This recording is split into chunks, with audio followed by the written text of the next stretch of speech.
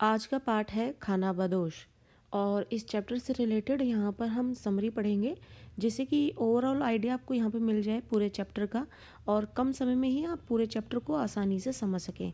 और चाहे तो आप यहाँ पर रिवीजन भी कर सकते हैं इसके माध्यम से। और इस चैप्टर की line to line explanation already channel पर मौजूद है जिसे आप देखकर समझ सकते हैं चैप्टर को अच्छी तरीके से। इसी के साथ यहाँ पर शुरू करते हैं, पाठ को समझते हैं और इसकी समरी सेशन को यहाँ पर अटेंड करते हुए पाठ को अच्छी तरीके से समझेंगे कम समय में। इस सामाजिक समस्या प्रधान कहानी के माध्यम से लेखक ने यहाँ पर इस पाठ के अंतर्गत मेहनत मजदूरी करके किसी तरह गुजर बसर कर रहे मजदूर वर्ग के शोषण, यातना तथा समाज की जातिवादी मानसिकता का चित्रण किया है। मजदूर वर्ग मेहनत कर इज्जत से जीना चाहता है पर उच्च ताकतवर वर्ग ऐसा नहीं होने देता है। तो ये जो पाठ है खानाबदोश, जिसमें ये चर्चा की गई है जो व्यक्ति जो लोग एक जगह नहीं ठहरते, पहली बात तो वो खानाबदोश होते हैं।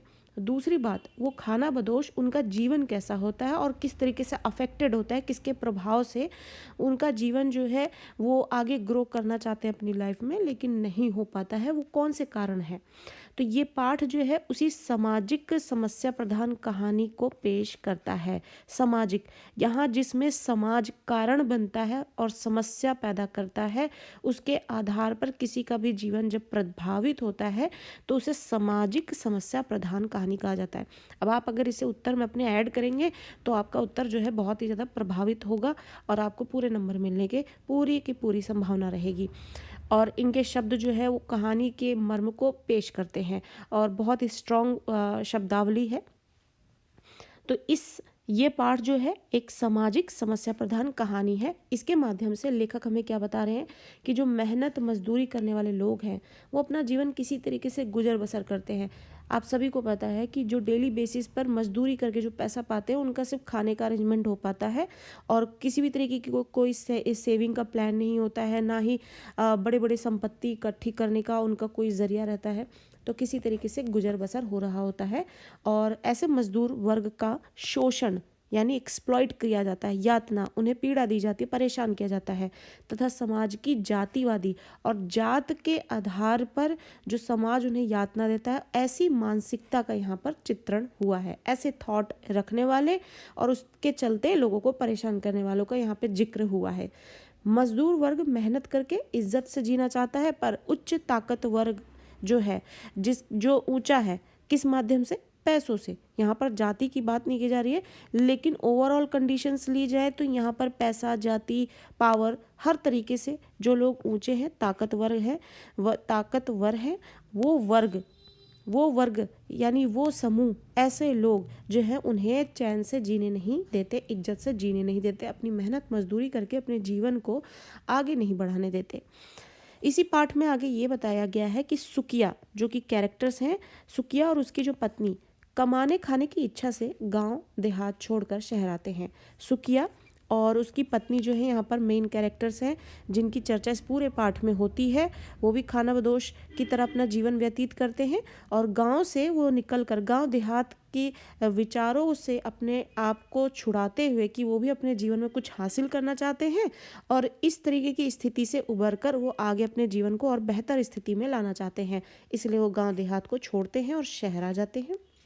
वे असगर ठेकेदार के भट्टे पर ईंट पाथने का काम करते हैं। भट्टा जिस पर ईंट बनाया जाता है और ठेकेदार होता है उनका जो मालिक होता है, जो कि यहाँ पर असगर ठेकेदार है, वहाँ पर ये ईंट पाथने का काम करते हैं आकर।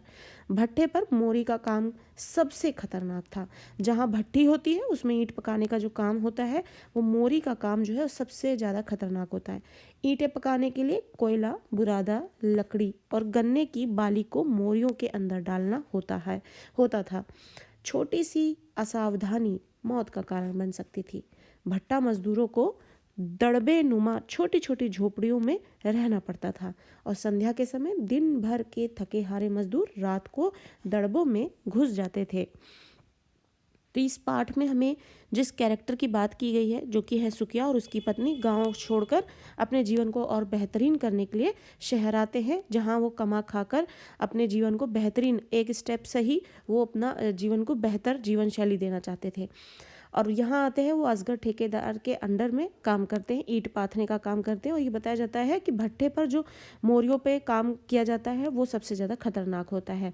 और इन सभी मजदूरों को यहाँ पर दड़बे नुमा एक छोटी छोटी झोपड़ियाँ दी जाती है रहने के लिए। दिन भर काम करते हैं और फिर बाद में उन्हीं झोपड़ियों में जाकर शाम को थक कर, चूर होकर, थक हार कर जो है वो सो जाते हैं। सांप और बिच्छू का डर तो लगा ही रहता था तथा वातावरण में जंगल का सा सन्नाटा छा जाता था। मानो भट्टे के माहौल से तालमेल नहीं बिठा पाई थी, इसलिए खाना बनाते समय चूल्हे से आती चिटपिट की आवाज़ों में उसे अपने मन की दुश्चिंताओं और आशंकाओं की आवाज़ें सुनाई देती थी। मानो के मन में शारीरिक शोषण का डर था, बात न मानने पर प्रतिकूल व्यवहार की घबराहट थी।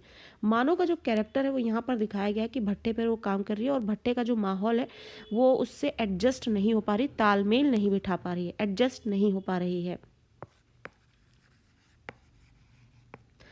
इसलिए खाना बनाते समय जब वो चूल्हे पर खाना बनाती है तो लकड़ियाँ चिटपिट करती हैं और उससे आवाज़ें आती हैं। और जो उसमें उसके मन की दुश्चिंता, दुश्चिंता जो चिंताएं जो आपको परेशान करती हैं, आशंकाएं, कुछ गलत होने का जो डर होता है, उसकी आवाज़ें सुनाई देती थी उसी के साथ। मानव के मन में शारीरिक शोषण, यौन शोषण, शारीरिक शोषण का जो डर बना रहता है और जो कि बहुत कुछ वो ऐसा देख रही थी, महसूस भी कर रही थी। बात न मानने पर प्रतिकूल, यानी जैसा आप नहीं चाहते हैं वैसा कुछ हो, उसे प्रतिकूल यानी आपके विपरीत व्यवहार की हमेशा ही घबराहट सी बनी रहती थी। एक दिन भट्ठा मालिक मुख्तार सिंह कहीं बाहर चला गया। अब भट्टे का मालिक जो है मुख्तार सिंह, वो एक दिन बाहर चला जाता है तो उसका बेटा सूबे सिंह भट्टे पर आने लगता है। अब यहाँ पर अगली बात शुरू हो रही है कि जो भट्टे का मालिक है, जिसका नाम है मालिक मुख्तार सिंह, आज अब एक दिन की बात है कि वो नहीं आता है तो उसका बेटा सूबे सिंह भट्टे पर आता है। सूबे सिंह के भट्टे पर आने से भट्टे का माहौल जो है बदल जाता है। ठेकेदार असगर उसे डरा डरा कर रहने लगा। सूबे सिंह अपनी सेवा टहल कराने के बहाने एक मजदूर महेश की पत्नी किसनी, अब यहाँ पर सूबे सिंह जब अपने पिताजी की गैर मौजूदगी में भट्टे पर आता है तो उसके आने से भट्टे का पूरा माहौल बदल जाता है। सब लोग डरे सहमे से हैं। सूबे सिंह जो है अपनी सेवा टहल के लिए, अपने पर्सनल कामों के लिए जो है यहाँ पर काम, उन सेवा टहलों को कराने के बहाने एक मजदूर है जिसका नाम है महेश, उसकी पत्नी किसनी, उसकी पत्नी महेश की, जो कि महेश जो कि एक मजदूर है उस भट्टे का, और उसकी पत्नी है किसनी, उसका यौन शोषण करने लगता है। उसने किसनी को साबुन दिया, कपड़ा दिया, ट्रांजिस्टर ला कर दिया। वह किसनी को शहर भी घुमाने ले जाने लगा। किसनी बहुत खुश थी जब उतना ऐशो आराम उसको अपनी ज़िंदगी में मिलने लगा। कहाँ वो भट्टे पर काम करती थी और कहाँ उसे ये सब चीज़ें मिलने लगी, साबुन मिल रहा है, कपड़े मिल रहे हैं, ट्रांजिस्टर मिल रहा है और शहर भी घुमाने ले जा रहे हैं, तो बहुत खुश थी। सूबे सिंह के साथ अधिक समय व्यतीत करने लगी थी और उसके रंग ढंग में, यानी चाल ढाल में, जो कि व्यवहार है, वो ओवरऑल जो पर्सनालिटी है चेंज दिखाई दे रही थी। और ये सब हर कोई जो है नोटिस कर रहा था, भट्टे का हर एक मजदूर नोटिस कर रहा था। तो उसके रंग ढंग में परिवर्तन आ गया। उसका पति जो है हम महेश शराब पीने लगा और इसी गम में उसका पति जो है महेश वो शराब पीने लगता है। उसे देखकर मजदूरों में फुसफुसाहट शुरू हो चुकी थी। मानो और सुकिया, ये दोनों ये कपल जो है वो जब गांव छोड़कर आए थे यहाँ पर अपनी ज़िंदगी को एक नया आयाम देने के लिए, यहाँ पर अब इनकी चर्चा शुरू होती कि मानो और सुकिया जो है खुश थे क्योंकि भट्टे पर काम करते हुए उन्होंने कुछ पैसे बचा लिए थे। भट्टे पर पकती लाल लाल ईंटों को देखकर मानो भी खुश थी। वह ज़्यादा काम करके ज़्यादा रुपए जोड़ना चाहती थी और अपना एक पक्का मकान बनाने का सपना देखने लगी थी। एक दिन किसनी के अस्वस्थ होने पर सूबे सिंह ने ठेकेदार असगर के द्वारा मानो को अपने दफ्तर में बुलाया। किसनी जो कि महेश की पत्नी थी, महेश एक मजदूर है और उसको सूबे सिंह ने उसकी पत्नी के साथ यौन शोषण किया और उसको और भी बहुत सारी चीज़ों का जो है शौक उसे आदी बना दिया। और इस तरीके से किसनी जो है इन सब चीज़ों में खुश रहने लगी और महेश जो है शराब पीने लगता है। सभी ये बातें जानते हैं, सभी ये चीज़ें जानते हैं। एक दिन किसनी जो है बीमार होती है, उसकी वजह से सूबे सिंह ने ठेकेदार असगर के द्वारा मानो को अपने दफ्तर में बुलाता है। बुलावे की खबर सुनते ही मानो और सुकिया घबरा जाते हैं। वे सूबे सिंह की नीयत को भांप जाते हैं। उसकी जो नीयत है हर कोई पहले से जान रहा है, और जैसे ही मानो को बुलाया जाता है वो सब घबरा जाते हैं। मानो इज्जत की ज़िंदगी जीना चाहती थी और किसनी नहीं बनना चाहती थी। उनकी घबराहट देखकर जसदेव मानो के स्थान पर स्वयं सूबे सिंह से मिलने चला गया। जसदेव, जो कि इनके साथ का ही था, एक मित्र था, मजदूर मित्र था, वो मानो को बुलाने की बात सुनने पर स्वयं ही सूबे सिंह के पास चला जाता है। और सूबे सिंह ने जसदेव को अपशब्द कहे, उसको बहुत कुछ बुरा कहा, लात घूंसों से उसकी पिटाई भी कर दी। सुकिया और मानो उसे झोपड़ी में ले आए। जसदेव के इस अपनेपन के कारण मानो उसके लिए रोटी बनाकर ले गई। जसदेव ने मानो के लिए लड़ाई किया सूबे सिंह से, और सूबे सिंह ने उसे बदले में अपशब्द कहे और लात घूंसों से, क्योंकि वो मालिक है, उसने उसके साथ बहुत बुरा व्यवहार किया। अब क्योंकि जसदेव जो है मानो के लिए इतना उसने रिस्क लिया है, तो मानो जो है अपनेपन के कारण उसके लिए रोटी बनाकर ले जाती है, लेकिन ब्राह्मण होने के कारण उसने मानो की बनाई हुई रोटी ही नहीं खाई। असगर ठेकेदार जसदेव को सुकिया और मानव के चक्कर में ना पड़ने की सलाह दे चुका होता है। जसदेव का व्यवहार मानव और सुकिया के प्रति अब कुछ बदला सा दिख रहा है। जसदेव की पिटाई से भट्टा मजदूरों में भय फैल जाता है। जसदेव, जो कि मानव के बिहाव पर लड़ लेता है सूबे सिंह से, लेकिन जसदेव जो है इस वक्त कुछ बदला सा दिख रहा है। माहौल ने बहुत कुछ उसे सिखा दिया है और वो उसकी वजह से उसके प्रभाव में आकर बदल गया है। जो व्यवहार उसने मानो के लिए पहले रखा और सूबे सिंह से उसके लिए लड़ने चाहता है, अब वो बदला हुआ दिख रहा है। मानो जो है उसको अपनेपन से रोटियां बनाकर ले जाती है, लेकिन ब्राह्मण होने के कारण वो मानो की बनाई हुई रोटियों को नहीं लेता है, नहीं खाता है। और यहाँ पर जो ठेकेदार जसदेव है वो भी सुकिया और मानो के चक्कर में ना पड़े ऐसी सलाह दे चुका होता है, उसे आगाह कर चुका होता है इनडायरेक्ट, कि उसके उनके मामले में ना पड़े, नहीं तो उसके साथ भी कुछ गलत हो सकता है। सूबे सिंह की हिदायत पर, अब जब सूबे सिंह की हिदायत दे दी जाती है, असगर ठेकेदार सुकिया और मानो को तरह तरह से परेशान करने लगा। और अब जो मालिक है सूबे सिंह, वो असगर ठेकेदार को समझा चुका होता है, क्योंकि उसे अब मानो को भी इसी तरीके से जैसे कि वो किसनी के साथ था, अपने कंफर्ट के लिए, वो अपने ज़रूरतों के लिए मानो को भी किसनी की तरह ही प्रयोग करना चाहता था। तो इसके लिए, क्योंकि वो आवाज़ उठाते हैं, वो लड़ना चाहते हैं अपनी इज्जत के लिए, अपने सुकून के लिए, जो है वो उनसे शायद प्रतिकूल व्यवहार कर सकते हैं। ऐसी शंका में असगर ठेकेदार को ये बता दिया जाता है सूबे सिंह के द्वारा कि वो सुकिया और मानो को अब तरह तरह से परेशान करे, जिससे कि वो परेशान होकर कोई ना कोई डिसीज़न ले ले। उसने सुकिया से ईंट पाथने का सांचा ले लिया और मोरी का काम दे दिया, जो कि शुरू में ही हमने बताया कि मोरी का काम जो है सबसे ज़्यादा डिफ़िकल्ट काम है और बहुत ही ज़्यादा खतरे का काम है। जरा सी असावधानी हुई तो वहाँ पर मृत्यु की शंका बनी ही रहती है। एक सुबह मानो ने अपनी ईंट पाथने की जगह पर सारी ईंट टूटी हुई देखी, यानी जिस पूरा दिन मेहनत करने के बाद जितनी भी ईंटें उसने पाथी, अगली सुबह वो ईंटें टूटी हुई मिली हैं, और वो ईंट जो टूट चुकी होती हैं उसकी मजदूरी उनके मजदूरी में नहीं जुड़ती है, और बहुत सारे नुकसान और भी उसके साथ गिनाए जाते हैं। वह दहाड़े मारकर रोने लगती है। आवाज़ सुनकर सुकिया वहाँ आता है और टूटी हुई ईंटों को देखकर हक्का बक्का रह जाता है।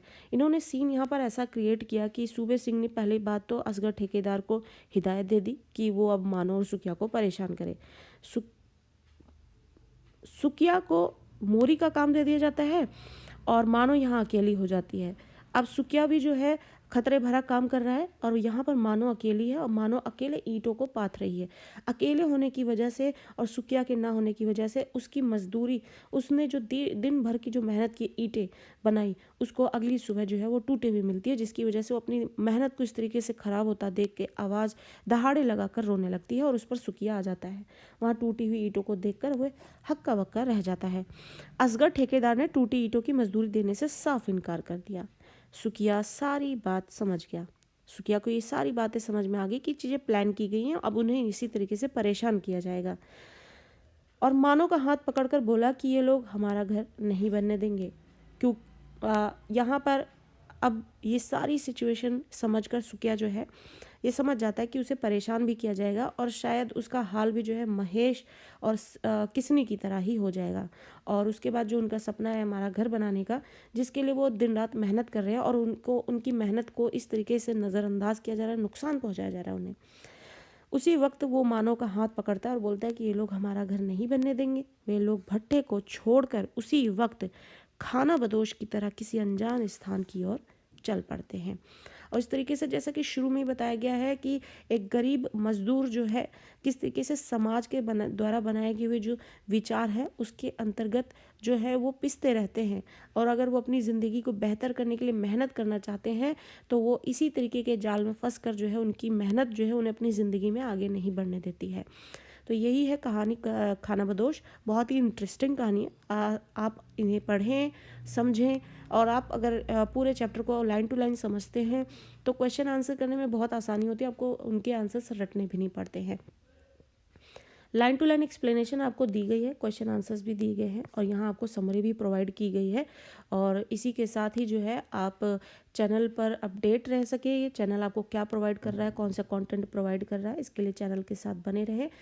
इसको सब्सक्राइब करना ना भूलें जिससे कि आपको टाइमली अपडेट्स मिलती रहे। अगर वीडियो आपको हेल्प कर रही है तो ज़रूर इसे लाइक करें, ज़्यादा से ज़्यादा शेयर करें और शेयर करें जिससे कि आपके दोस्त जो हैं उनको भी ये चीज़ें अच्छे से समझ में आ सके। तो चैनल के साथ यूं ही बने रहें।